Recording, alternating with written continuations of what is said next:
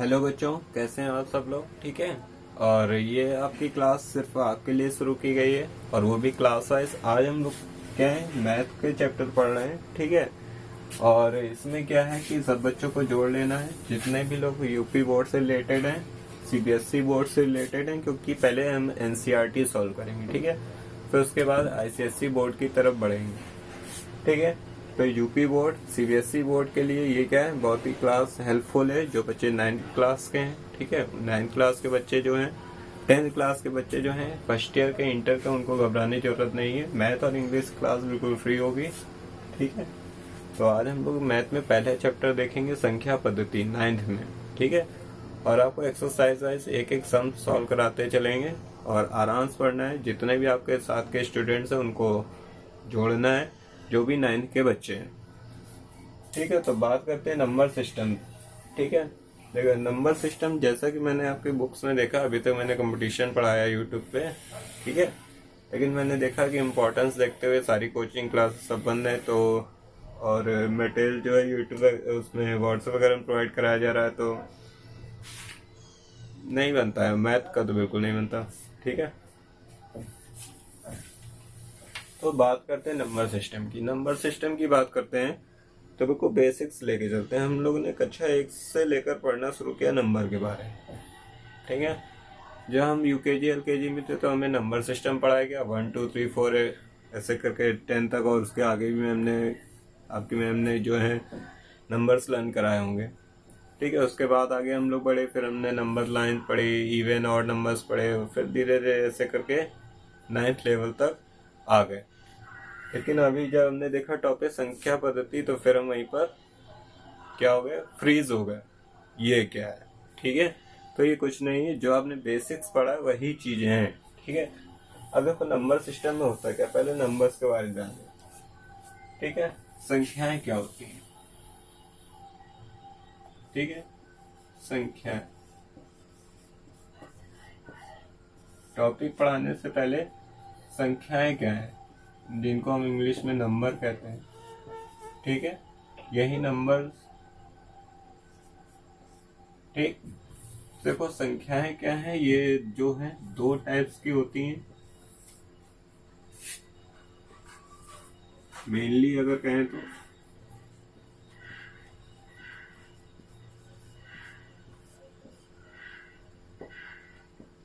पूर्ण संख्याएं,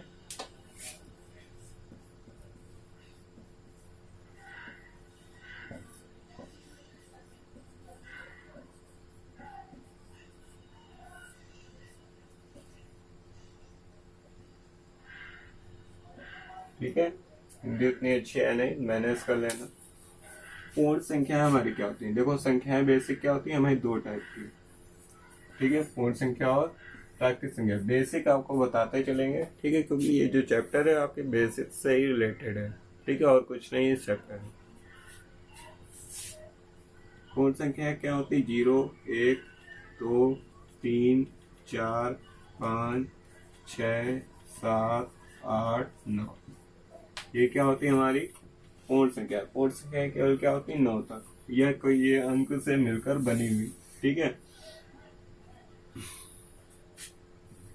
प्राकृतिक संख्या 1 2 3 4 ऐसे करके जितने भी आपके नंबर्स होते हैं वो सारे क्या होते हैं, प्राकृतिक संख्याएं होती हैं। ठीक है। 0 को छोड़कर। अगर सबसे छोटी पूर्ण संख्या की बात करेंगे तो क्या हो जाएगा, 0 स्मॉल। ठीक है। होल नंबर जो होगा वो क्या होगा, 0। ठीक है। सबसे बड़ा बात करेंगे तो 9। नहीं, 9 नहीं होगा। ठीक है। बोल के भी आंसर नहीं करना है। सबसे छोटी प्राकृतिक संख्या क्या हो जाएगी, 1। ठीक। ऐसे ही हम लोग आंसर करते चलेंगे। ठीक है। अब उसके बाद आते हैं। ठीक है। यहाँ तो समझ में आ गया। ये जो पूर्ण संख्या होती है वो आपकी क्या होती है, दो टाइप की होती है। एक सम संख्या, ठीक है, दूसरी क्या होती है, विषम संख्या। ठीक है। सम संख्या हमारी क्या होती है, 0 2 4 6 8, या ये अंक किसी भी संख्या की इकाई के अंक में दिए हो तो वही सम संख्या होगी। विषम संख्या क्या होती है? 1, 3, 5, 7, 9। ठीक है, मेनली ये होती हैं, या ये अंक किसी संख्या के आखिरी दिए हो तो विषम संख्या हो जाएगी। ठीक है, प्राकृतिक संख्या दो तरह की होंगी, एक भाज्य और एक अभाज्य। ठीक है, भाज्य और अभाज्य। अभाज्य संख्याएं वो होंगी जो ये दो या दो से ज्यादा संख्याओं से कटे जाए। अभाज्य संख्या क्या होगी? जो एक और सिर्फ स्वयं से कटे, वो क्या हो जाएगी? अभाज्य संख्या हो जाएंगी। ठीक है, तो ये संख्या का पूरा ओवरव्यू था। ठीक है, और इसी में आपकी संख्या पद्धति, और संख्या पद्धति में हमें पूर्ण संख्या पढ़ी, अभी हमें पूर्णांक भी पढ़ना है। ठीक है, तो ये चार्ट कॉपी बनाते चलिए, इसके आगे चलते हैं पूर्णांक पे। ठीक है, और आपकी पहली एक्सरसाइज भी आज हम लोग को सॉल्व करनी है, कुछ है नहीं उसमें खास, लेकिन इससे पहले ये समझना है। ठीक है, तो इसको नोट कर लीजिए। तो या फोन में एक ऑप्शन होता है स्क्रीनशॉट का, जो बच्चे हैं वो जानते हैं। ठीक है, तो स्क्रीनशॉट ले लो और कॉपी बनाते चलो, नोट करते चलो। मैंने पहले ही बता दिया, ये जो है यूपी बोर्ड, ठीक है, और सीबीएसई के लिए बहुत ही बेनिफिशियल है। ठीक है, उन्हीं का ही सिलेबस ही है बेसिक, और ये क्लास 9 के लिए है।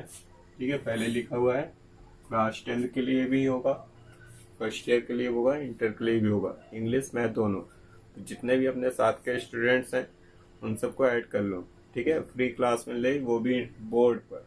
ठीक है, क्योंकि क्लास की तरह मजा आएगा जैसे स्कूल में पढ़ रहा है।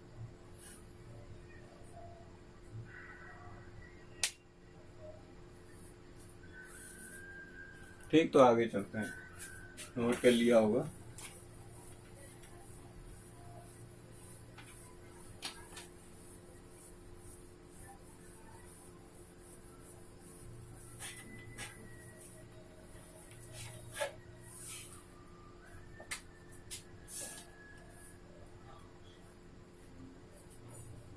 ठीक है, हाँ, तो हम लोग पूर्णांक की बात कर रहे थे।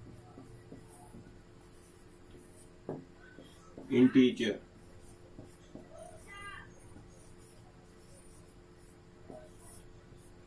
इंटीजर देखो एक दो तरह के होते हैं, एक पॉजिटिव और एक निगेटिव। ठीक है, फॉर एग्जांपल -5, -4, -25, ये क्या हो गया? ये भी पूर्णांक हैं, लेकिन कैसे हैं? सॉरी, माइनस हटा दो, कैसे हैं? पॉजिटिव है। ठीक है, निगेटिव इंटीजर्स कैसे होते हैं? माइनस साइन हो जाएगा। ठीक, ये मैंने आपको क्यों बताया, इसकी कोई जरूरत नहीं है, बताया इसलिए अगर मान लो कोई पूछ ले कि -30 और -25 में बताओ पूर्णांक कौन है, तो आप ये कहेंगे पूर्णांक दोनों हैं, एक धनात्मक है और एक ऋणात्मक पूर्णांक है, इसलिए मैंने इसको बताया। ठीक है, अब आते हैं अपने जो टॉपिक पे। ठीक है, परिमेय संख्या क्या है, जिससे आपका मतलब है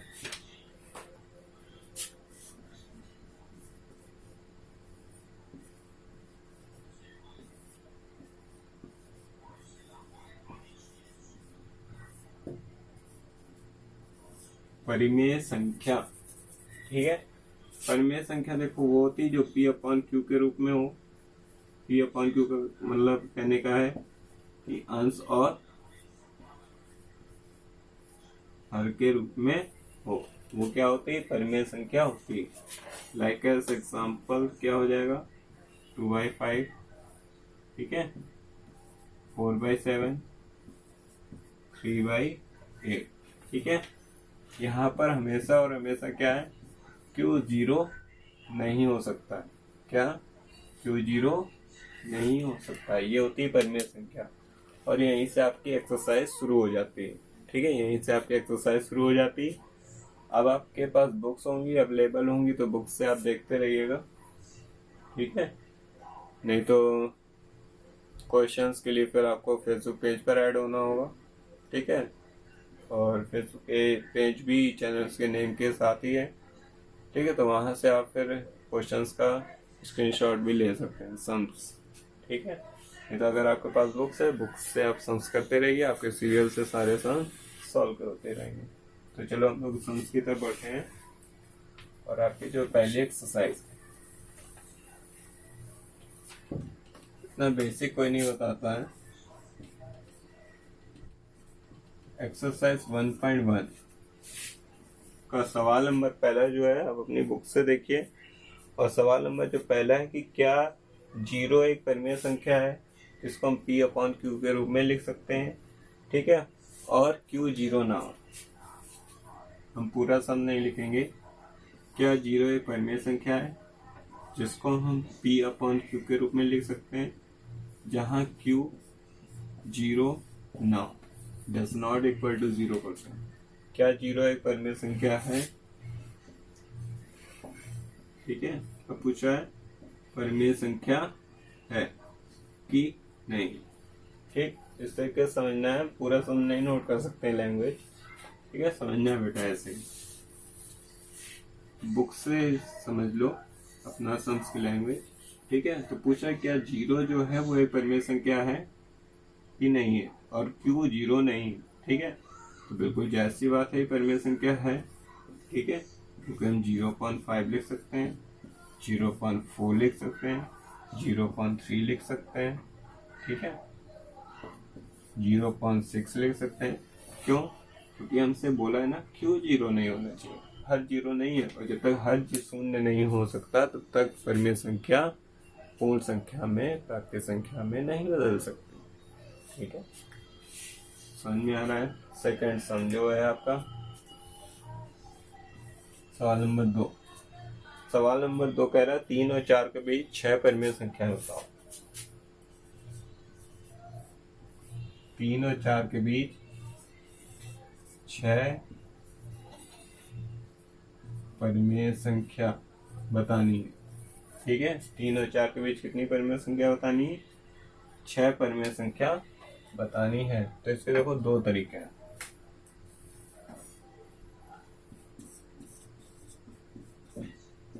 फर्स्ट जो तरीका है कि इनका सम जो हो, उससे इन दोनों को क्या कर दो, डिवाइड कर दो। बात समझ आ रही? जितने से डिवाइड किया उतने से मल्टीप्लाई भी कर दो। क्या बताया हमने? पहला तरीका है इनका सम करो, उतने से डिवाइड, उतने से इंटू करो। 21/7 और ये क्या हो गया, 28/7। आप तो बीच की संख्या आराम से बता सकते हो, 22/7, 23/7, 24/7, 25/7, 26/7, 27/7, ऐसे हो गया ये। ठीक है, इधर हो गया होगा।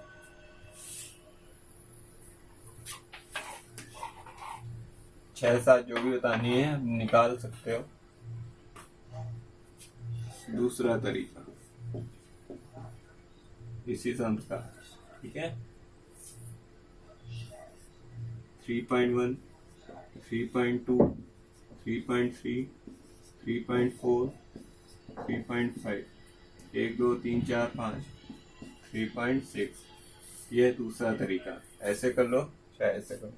ठीक है, तीसरा सम आपका है कि 3/5 और 4/5 के बीच परिमेय संख्या बनानी।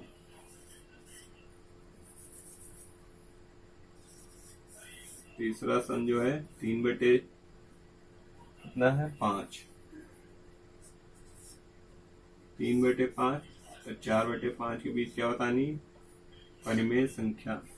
ठीक है, तो सेम वही तरीका ये भी है, निकाल लो, कोई दिक्कत नहीं होगी। ठीक है, या तो पॉइंट में चेंज करके निकाल लो, या ऐसे तो इनको ऐड करो, 2 से डिवाइड कर दो।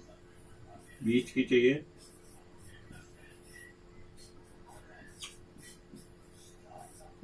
Divide by 2। ठीक है, यहाँ क्या होगा, 4 3 7, 5 बट्टे में आएगा, तो 7 बट्टे क्या हो जाएगा, 10। इन दोनों के बीच की संख्या। ठीक है, ये आपका तीसरा।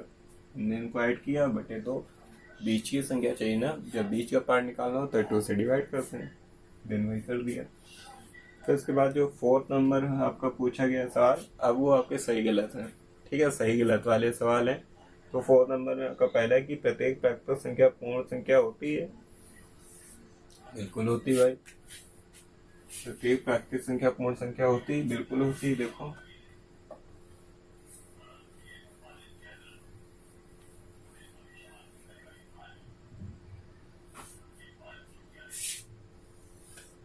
प्रत्येक प्राकृत संख्या पूर्ण संख्या होती है, देखो